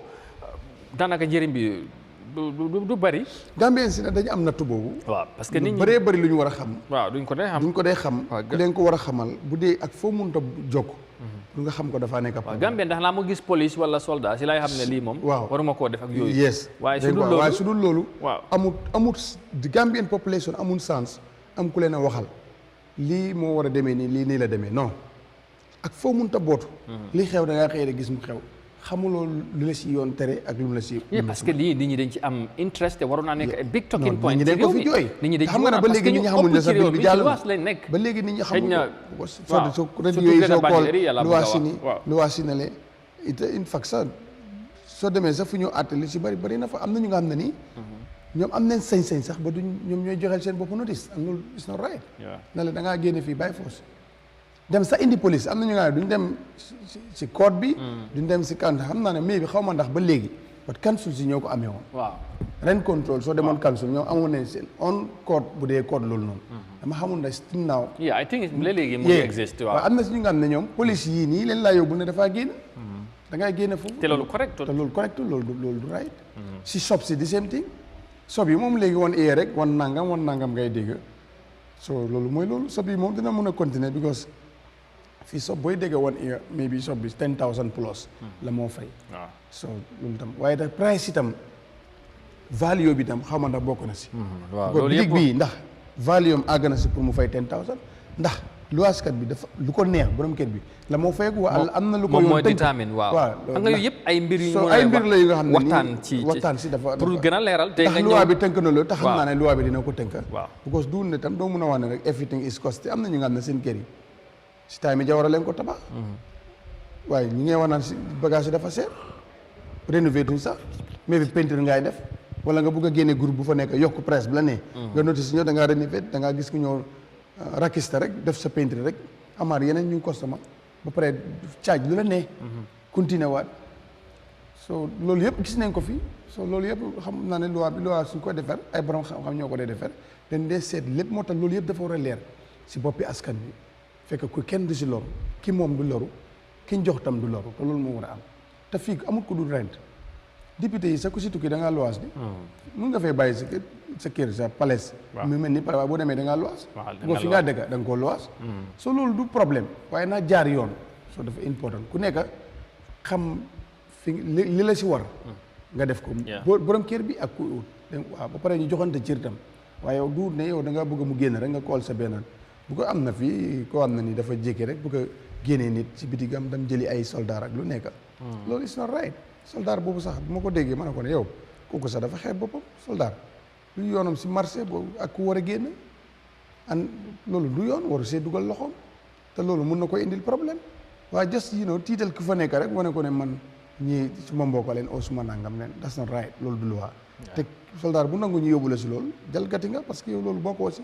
police bi sax du yoonam loolu kan su nga ko war a diileen and secondly fu mu am place sax yoon may ko mu am fa place so gis nga problème yi fa nekk waaye marché bi ñoo ko mujjee réglé wan ko ne kii di fi jógee parce que su fi jógee yow moomuloo fi parce que lii yoon la so finally daanaka léegi ñu doon ñëm indi woon ñu ngi lay indi woon si li nga xam ne méngoowut ak yoon so loi bi war nañ ko mun a xamal askan bi ñu xam ko bu baax borom kër yeeg yëpp ñu xam ko bu baax lay bi nag mooy matériel bi dafa seer nangam dafa seer parce que soo fi tamit tabax bu nga xam ne ni mun na fay nekk fanweeri at yow maintenant sax doo ko def su dul peinture ak yooyu nga bëgg a bés matériel bi dafa seer wax dëgg yàlla loolu tam war nañ see bàyyiwaat xel bu baax waaye comme que loi bi am na dinañ ko gën a tas gën see waxtaan ak nit ñi parce que ite nit ñi la te bëgg neen xam naka la ñoo diilee ak dat loo waaw loolu lu am solo la definitely acca mu ngi noonu mu doon lu am solo yéen a ngi ànd ak Eyeafrica TV seen programme bi di Good Morning Africa programme bi nga xamante ne da ngeen ko taamu lool ci kër gi suba bu nekk ñëw ñu ànd ak yéen si suba si ñuy waxtaanee réew mi ci bari tey ñu amoon gan député bu Serekunda West Constituency honorable Madi Cissé moom moo nekkoon suñu gan tey ñu wax ak moom ci yu bari surtout affaire draft bi wax na ci ba seen dem bi Dakar of course ak li nga xamante ne mooy lu ñoo waxtaanee léegi mbiri luwaas bi ci réew mi nekk na yitte askan bi moom mu def ci taxawaay ànd ci ak ay naataangoom ci parlement bi ba ñu gis ne indi neen loi bi nga xamante ne dafa méngoo ak ni nit ñi askan bi di dundee ci réew mi pour gis ne jafe-jafe yu ci am ci wàllu luwaas danañ ko mën a jubbanti ba fexe lu war borom kër gi mu def ko ba mu mat waaye lu mu war tamit luwaaskat bi mu motali ko ñëpp mën a dekk ci jàmm loolu moom mooy jubluwaay bi ndax jafe-jafe yi bari na so pour wàññi loolu wala mën koo régler ñu jàpp ne foog ñu mën a yeesalaat luwaa yooyu te def nañ ko ba président bi seen luwaa bi fu mu nekk ñu gaset ko mu nekk li nga xamante ne mooy luwaa bu ñëpp war a tënku ci réew mi loolu la ñoo waxtaanee du ñàkk am ngeen ci gis-gis wala leneen li ngeen bugg a yokk ci waxtaan bi bu dee am na mun nañoo jël seen reactions daanaka nag lu des ci time bi bareetut noonu xam naa ne benn fii ak fukki simili rek ñu war a dugg ci yéenekaay yi laata ñoo tàggatoo mun ñang incha allah just finally rek ci yëfi luwaas bi balaa ñoo ñëw ci beneen point mooy ñu war a wax tuuti ci suñ maaj bi Sunday xëy na balaa ñu ci ñëwaat Monday incha allah danañ fekk play nañ ba pare waaw léegi nag war nañ see mën a wax tuuti rek gannaaw buñ play suñ first game bi ban lan lañ war a mën a xaar suñ game bi Sunday incha allah mooy gannaaw suba ak Tunisia waaye ci mbiri luwaas bi finally gannaaw taxawaay bu amee léegi lan nga foog ne moo war a am pour gis ne loi bi nekk na loi bi nga xamante ne du Gambien si duñ ko ñàkk a xam waaye tamit mun nañ koo jëfa parce que loi ñu ne loi lu ci gën a ne mooy foog nit ñi test ko. waaw ñu dem test loi bi demalante xëy na léeg-léeg boo yóbbee nit koot ñu am nuñ ko gisee waaye nag léeg-léeg tamit dafay baax balaa ngay fajal sa bopp wala ngeen di xeex wala xuloo am na nu moo demee yoon moo war a atte moo war a wane yoon pour ñëpp xam naka la. yaa loolu na war a demee dafa important pour ñu xam ko bu baax xam nga li problème bi fii foog tam ñi dawal si yërmande wax fii soo bàyyi xel su dut ay directeur ministre si kër bi ngay dëkka nga mun koo liñ la fay fayee ko daanaka fayul la ko weer te loolu ku nekk xam na ko borom kër bi sax xam na loolu surtout borom kër bu nga xam ne benn la am dëkk ak ay luwaas katam ni muy coogee si mbiri dundam daf ko war a orne noonu la luwaas katam di jógee si te moom kon moo tane tuuti sax parce que moom fay luwaas bon nga dëkk nit ku nga xam ne yaa ngi si beneen appartement bi ñeneen ñu ngi si beneen side bi ngay am ay jafe-jafe so yow weer dee nga bëgg a poñe noonu kon yow xalaat xooluloo sa bopp parce que soo xoolee sa bopp war ngaa xam ne tane nga leen benn bor yow fayeeku la waaye yaa ngi am problème soo ñuy luwaas nii amul kenn ku nga xam ne ni daanaka amul sa weer bu nga fayeeku mun nga sa fay luwaas desal loo dee joxee dépense ñaari fan bariwul non bariwul ko xam ne si leneen nga koo yaakaar waaye si sa liggéey weer bu ñu lay fay mënul nekk soo kooku nag boo dëkkee ak moom da nga war a sóoraale loolu waaye da ngaa dégg da nga war a nangam te yoo xam nga ne di seen problème yooyu ngay am soo moo tax dam dawal si yërmande dafa baax rawatina nag bu nga xamee ne loi bi ñëw na war nañ ko gën a mën a tasaare nit ñi gën ko xam borom kër yi xam ko ñi nga xam ne ñooy luwaas xam ko su ko defee kenn ku nekk jox cër sa morom daf ciy baax trop soo sometime tam mun nga luwaas ni sax fekk mu ngi si ay jafe-jafe weer boobu jabaram feebar na oo doomam feebar loolu yëpp war nga ko mën a understand loolu yëpp am na ñu nga xam ne nag they are good am na si ñi nga xam ne nii ñu ngi si kër nit ay xat waaye li leen fa teg sax daanaka mooy kóllëre dañ dee bëgg a dem sax waaye mënuñoo dem gos kóllëre gu ñu amat ak ñooñu waaye li si gën a métti ñu bari ñu ngi ko wax mooy fi nga xam ne agency ñoo ko am parce que agency tam ñoom léegi dañ si boole business bu nga xam ne daanaka da ngay waaru dafa mel ni agency seen bopp sax dafa tuuti ko ñu mel ni yeneen agent yi nga xam ne nii da nga Amadou mooy am néegam na mu ngi am néeg Amadou soxla ko mu yóbbu ko mu fay ba 500 o nangam man gis naa ko xam ne yóbbu nañ ko si self continue waaye mu ne li mu war a fay si self continue weer kooku mu ne won bi loolu la ko koy fay pour lu mu ko won rek daf koo fay loolu mu ne ko loolu du ko mun yes te daf dee dem ba nga xam ne ni yow soo fa delluwaatee sax doo jotaat si néeg bi loolu du yoon soo ñu dawal yërmande itam daf si dee baax trop te loolu yëpp di seen Gambien mi nga koy def sa di seen nit sa di seen mbokki jullit bi war nañ see dawal loolu tam bàyyi si xel bu baax te xam ne lu mu yàgg nga moom ay kër bi dina mujj du yow dootoo ko moom si ñeneen ñoo koy moom loolu tam ñu sóoraale ko mun nga fee dem liggéey tabax say kër yees yaa ko moom ba lu mu yàgg di nga mos a toog kër boobu bés dina ñëw dootoo moomati si kër yooyu benn ñeneen ñoo koy moom xam nga soo sóoraale loolu tam bàyyi si xel dafay baax trop te amul si benn buntu bu nekk ni mun na sa jaamu yàlla spécial nga am ay kër ni mun na sa jaamu yàlla jëflante ñi ngay luwaas easily mu bañ a métti mu bañ a naxari ko bés bu ñëwee ba tuddatuloo sa tur ñeneen ñooy moom kër yooyu te si bari dañ koy jaay surtout sax boo amee famille mu nekkaat beneen kundaa comme ni ma la doon wax yaa ngi understand su boobaa yooyu yëpp da nga ko si war a bàyyi sa xel xam ne yow da nga sa maam dafa juddu fekk fi suuf si nga juddu fekk fi suuf si yàlla wërsëgal la yow nga am si ay yow moomal sa bopp tabax ko but one day is coming kayit yooyu yëpp dina am transfert ñu dem si yeneen tur yow nga dem fu xat nekk fa so loolu tam ku ko si bàyyi xel dina baax dina baax trop parce que xam nga ko sañoon doo luwaas da ngay am sa yëfi bopp but yàlla du joxe ñëpp ñu am non waaye am na kuy luwaas sax ëpp tiraa nga ku muy fay luwaas xam nga loolu am na so loolu moo tax daal bàyyiwante si xel dawalante si as muslim as Gambians am suñ si solo bu baax but some people sa Gambia fii bëgguñoo jox luwaas Gambien jox ko gan mu leen gënal parce que la gan bi mooy fay mooy dàqa fay price nangam du waxante sax loo caaj loolu lay fay bay xoolal loraange si nekk léegi xam nga ñuy def ñaawteef yëpp fanaanu si mbedd mi fanaanu si asamaan si ay kër leen nekk an loolu moo jur loolu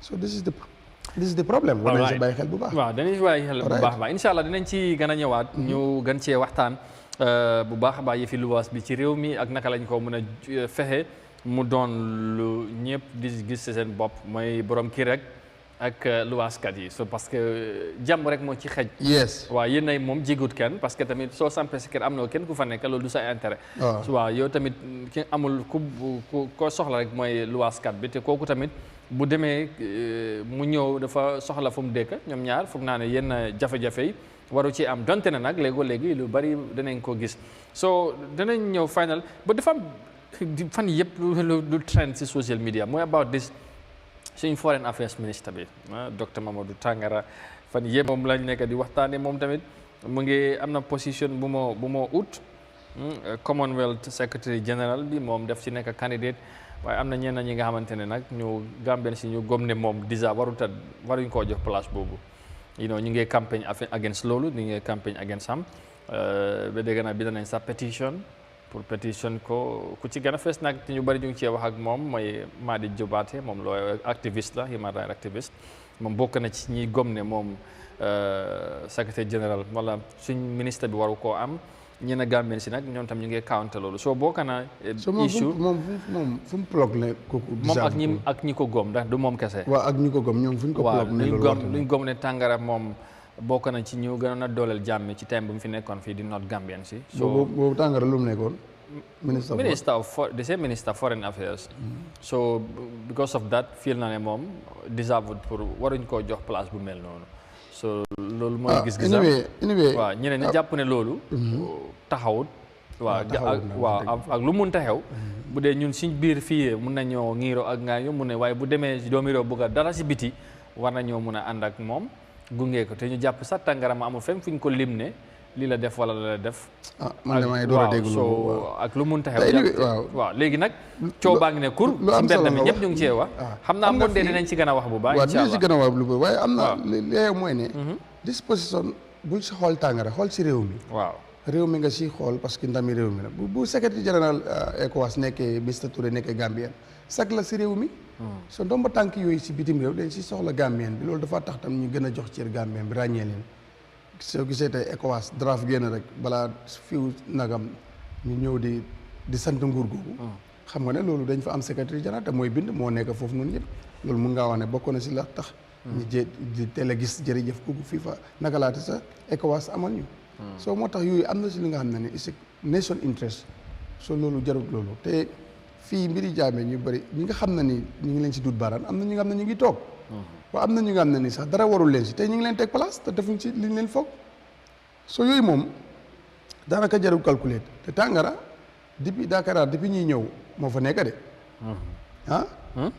yàgg na si ministre bu mu nekk nii de waaw depuis buñ defee naka sax yeesal men boobu noonu waaw after buñ tàngal ceeb bu mu waa ji mujjee def waaw balaa 2021 ba waaw si la ko indi waaw te bi léegi mu ngi fi te am na expérience liggéey boobu te nekkoon na ku ne xam na diplomatie waaw gën na tax si diggante Gambie ak yeneen bitim réew problème boobu gën xam na ne ku ne am na dontal am nañ si incident waaye loolu politique moo ñu ko teg sama ñoo xam ne ne yóbbuwoon nañ leen ñu nekkee fa kenn xamul jikko yi ñu fa nekkee waaye yooyu du moom because moom appoyé nit waaye ku ne xam na ne ratax am na si diggante Gambie ak bitim réew am na tam ñeneen ñi nga xam ne ñu ngi fa politique moo leen yóbbu ba ñu ngay def seen liggéey nice li kenn déggul leen si ñooñu waaw léegi bu fekkee ne dem na même mu ngay jogante ak waaw waaye buy jogante ak yeneen doomi réew ñi gis Gambia waaw te bañ a gis nit ki si boppam non waaye moom est-ce que lii dina ko fee boo anyway ñu daal ñu ngi koo ñaanal mu wiin ko because Gambia moo ko wiin bokkuñ si ñu ko against man moom bokkuma si ñu ko against balaa maa bokk si ñu ko against te man koo ñaanal mu win ko parce que dafa mel ni réew mi moo ko win su boobaa yes parce que wax dëgg yàlla dajeeguma ku ma wax lu mu fi def su lu ñaaw ak lu mu fi wax mun naa am na waaye yëguguma ko man ok yes waaw dégguma ko tam dinañ toppas mbir mi nu moo demee yeah, parce que gis nañ si different reactions ñu bari ñu ngi cee wax yes am na ñu nekk di support loolu am na ñuy jàpp ne dañ ko war a gunge parce que doomi réew mi te Gambia lay demal war nañ ko cee mën a gunge bu baax waaye nag ñoom gisee wuñ loolu jàpp ne moom bokk na ci ñu enable la si Jammeh bokk na ci soo gisoon la moo tax ñu war koo jox place ku nekkoon si nguuru Jammeh rek da nga si bokk su dee loolu moom bu dee loolu kay na dem seen assemblée mu génnee speaker député speaker yi. waaw est-ce que ñooñu seen nekk foofu am ànd na fa xëy na da ci mënu dara rek. waaw kon na dem génne ñooñu balaa ñooñu. te mbir mi sa waa ji moom moo ko yore de pétition bi si loo xam lañ ko yóbbu Kagame. waaw Kagame de moom si yoon rek suma waaj. waaw Gambie waroon nañ am président bi mel ni moom. Mbaadu. waaw suñ bos lañ am de naa kooku moom. Baro lu muy mayee dafa bari. man li muy mayee dafa bëri. keneen réew mu nga xam ne ay millions mooy réer mër. Mbaadu da ngay santaane investigation gars yi def investigation bañ duut baaraan Amadou duut baaraan Massamba duut baaraan Fall duut baaraan Diagne mu mujjee si ne fraax non loolu kay moom Amadou mooy loolu moom. moo tax bii itam naka la ni nga ko waxee Rosier. scandale Rosier scandale am na naka la bële nu mu tuddati woon sax. Gam Petroleum scandale soo léegi am na Rosier. scandale te yooyu ay millions la. waaw ay billions kay in dollars. waaw yéeme na. all right so ñeneen ñu jara ñaanal with good luck mooy suñu Scorpions yi. ñu war a play on Sunday precisely incha allah against Tunisia ci AFCON 2025 qualifier second match ci qualifier si first game 1-1 away to Comoros ñu ngi ko play Morocco so this time ñu war a dem Tunis war a play ak Tunisia so mën ñang ñu ñaanal ga boy good luck incha allah. waa ji ñaanal leen xam naa ne technical bi ak ñëpp dinañ gën a waxtaanaat si ak coach bi seetaat gars yi ñaaxaat xale yi ñu gën a fas jom parce que Tunisia du team bu ndaw waaye xam naa di nga gis match bu différent ak bu ñu am ak Comoros boo wax la ne Gambie balaa moo pile dëgg muy pile ak team bu nga xam ne dañ naan team bi moo ko moom am nañ yaakaar Sunday lu bëri dina change parce que c'est ñu coach mun nañu wax ne officiel match yi def na sax officiel match yi bëri waaye si qualifier round bi moo si first match am na yaakaar dina si jàngal li bëri ak technical am yi dinañ gis changes bu bëri si team bi tomorrow Sunday incha allah di wis tam Scorpions si good luck pour ñu win li nga xam ne mooy Tunis taxaw with 4 points loolu dina am solo bu baax waaw parce que nag qualifier round moom points rek nga nit am na nag 1 point moo gën ñi ñàkkoon waaye nañ defaruwaat xale yi gën a fasaat jom dem ba jeex su ko defee rek mun neen am ndam si kaw Tunis incha allah di leen ko ñaanal tam ñaan gaay yëpp ñu ñaanal leen pour ñu am ndam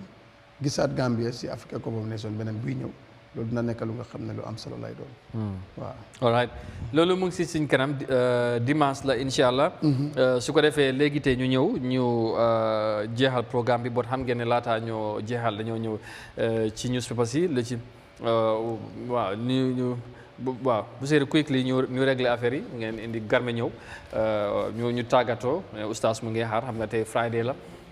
so quickly rek ñu indi loolu mooy nekk suñ next jarul break non jarul break waaw jarul break ñu dañ koo dugal rek mu ñëw quickly incha allah ci yenn kaay yi léegi ñu ñëw ci loolu jërë ngeen jëf mbokk yi ñu ngi leen di gërëmaat bu baax a baax ci ni ngeen di ànd ak Africa TV suba bu nekk ngeen ànd ak ñuy waxtaanee réew mi ci waxtaanee réew mi nag dafay doon lu am solo parce que nag réew mi ñoo ko bokk foog ñuy pencoo bu baax a baax ci tolluwaay bi doxalin bi ak yooyu ku ne ak noo gisee ñu ngi jégg tey nag gars yi xooluñ de est-ce que gaa ngi ñoo mun na am. mun naa am de. mun na am parce que léegi moom mooy loolu. léegi mu sant Diagne ak Fall. mooy loolu waaw bon ñu ngi gërëm ñëpp fu ngeen mënta rek. gërëm ñëpp rek xam naa ne.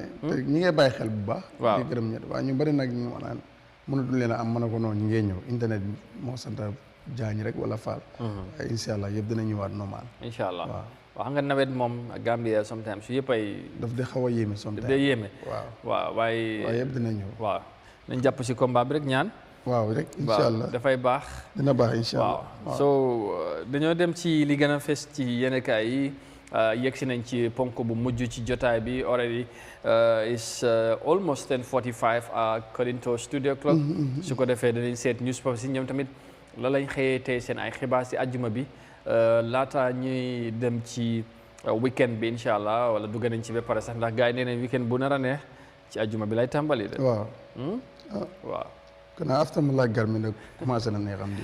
acca Garmi ñu bàyyi la nga nuyoo. after ñu laaj ko ba xam commencé na neexam di. nga ne. nga ne weekend su ne ne àjjuma bi lay mooy xeeñ lu ne. waaw loolu la gars yi di wax de.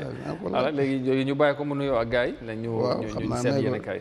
xëy na gars yi ñoo pareegul rek. waaw fu mu nekk nii pare nañ. ok acca ñu mu dem. waaw maa ngi lay fay moom kii Amadou maa ngi nuyu moom Roumane Niang waaw weekend bu naree neex poos yi dafay fees poos yi dafay def dara poos yi moom bu deful dara weekend du neex waaw poos yi def dara xaalis am après weekend neex. waaw man loolu laa xam si weekend buy neex su ko defee nga toog ak njaboot gi toog ak xarit yi ndéwoo de xaalis a koy joxe waaw. acca kon mu ngi doon ñu bàyyi la nga doxal comme poos yi xam naa ne direct na def dara poos yi am dara incha allah. baax na mi ngoog maa ngi lay nuyu di nuyuwaat moom Niang ak ñuy seetaan di leen wax juma mubarak ñu ñëwal leen si li mujj ci Good Morning Africa muy li gën a fas ci yéenekaay yi ni ki niñ koy defee rek saa bu ñu xëyee dañuy faral di am yenn ci kër ëttu yéenekaay yi ci biir réew mi ak ci biti réew am nañ fi di Standard Newspaper ci yéenekaay réew mi am fi Forea ci yéenekaay biti réew yi ñu am fi Le Mandat am fi Walf Quotidien Enquête ak Vox Populi waaye bay ci seewu mi tànk dañ koy door rek yéenekaay yu biir réew mi ñu xool jaaraay lu ñu xëy mu jox ñu di Standard Newspaper mu xëy moom it bindu lu am solo ci xar-xaram bi su ko defee rek ñu añ ko xool xër wu njëkk buñ ci àndal bokk na ci jaayol ñoom nag daal ni ñu weddi ne rek des leen di dañuy receive li nga xam ne mooy special treatment maanaam ci Gambia ports buy seen bagage yi di ñëw dañ leen di rek jox li nga xam ne mooy cër boo xam dañ leen koy cërale waaye ñoom weddi nañ lool bu baax ci foofu ñu leen ko jiñ nag bokk na ci yeneen importation yoo xam ne ñoom it seen bagage dañuy faral di nekk ci port bi foofu waaye jàpp nañ ne daal bagage yi ja oil yi ñu ngi ci farloo ak treatment bi ñu leen di jox daal ñoom rek lañ koy jox waaye nag ñoom daal dinañ weddi loolu yi ne amul ñu wax ci leneen na ab benn jàngat bi nga xam ne rek United States Department def nañ ko lu jëm rek ci wàllum food security ci réew mi daal nañu xam ne daal food insecurity ci réewum Gambia njortu nañ daal dina gën a daal di rek jéggi tayo ci bu lu toll ci rek wala lu ëpp téeméer boo jël ñaar fukki yi maanaam rek 20% muy 20.6% la ñu wax ne daal dina li nga xam ne rek mooy wàllu food insecurity ci réewum Gambia dina fa daal di yegg ci li nga xam ne rek moo di jéggaay dayo ñu wax ci leneen China ci ab summit bi nga xam ne ñu ngi koy amal ci seen lëkkaloo ak réewu Afrique yi daal dinañ ci siwal ne dinañ rek joxe waat ab li nga xam ne rek moo di jàppale ci wàllu kopparu toll rek ci juróom fukki billion ci kopparu dollar loo xam ne dañ ko jàppale réewu Afrique yi loolu nag lañ daal di xamle ci summit bi nga xam ne mi ngi xew foofee ca China ñu tëj ci boobu la yéenekaay ubbi Freya moom it xëy bindu la am solo ci xar-xanam gis ko defee ñu añ ko xool xët bu njëkk buñ ci àndal lu jëm ci access to